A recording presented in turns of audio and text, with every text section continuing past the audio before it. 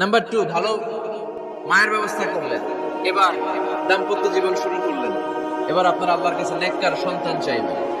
সন্তান দেওয়ার মালিক কে?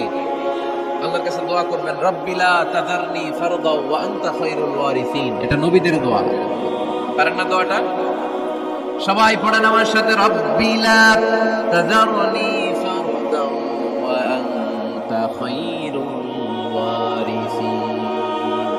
এর মানে হলো, আল্লাহ আপনি আমারে নিঃসন্তান বানিয়ে দুনিয়ায় রাখবেন না, আপনি তো উত্তম উত্তরাধিকার তৈরিকারী, আপনি উত্তম সন্তান দানকারী, ঠিক কি না?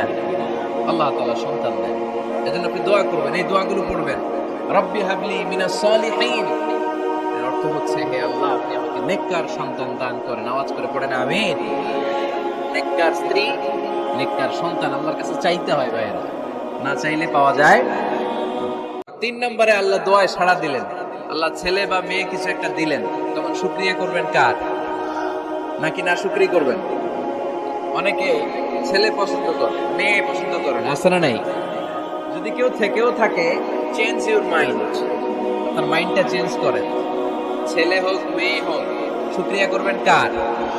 কারণ পৃথিবীর এই যে বড় বড় বিজ্ঞানীরা মাইক বানাতে পারে, মোবাইল বানাতে পারে, কম্পিউটার বানাতে পারে, রকেট বানাতে পারে, জেট প্লেন বানাতে পারে, হেলিকপ্টার বানাতে পারে, কিন্তু পৃথিবীর সব বিজ্ঞানীরা মিলে একটা বাচ্চা বানাতে পারবে? একটা সন্তান বানাতে পারবে? আর্টিফিশিয়াল মাঝে মাঝে রোবট বানায়। একটা রোবট আসছিল আমাদের দেশে, সোফিয়া নামে, মনে আছে? এরকম আরো ডেভেলপড রোবট তারা বানিয়েছে, কিন্তু এগুলো কাজ করে না। এদিকে যাইতে পেলে মাঝে মাঝে ওদিকে চলে যায়।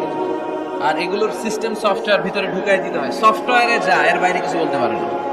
তাহলে গোটা বিশ্বের সবগুলো রোবট এক জায়গায় রাখলে আল্লাহর দেয়া একটা মানুষের ব্রেনের সমান হবে?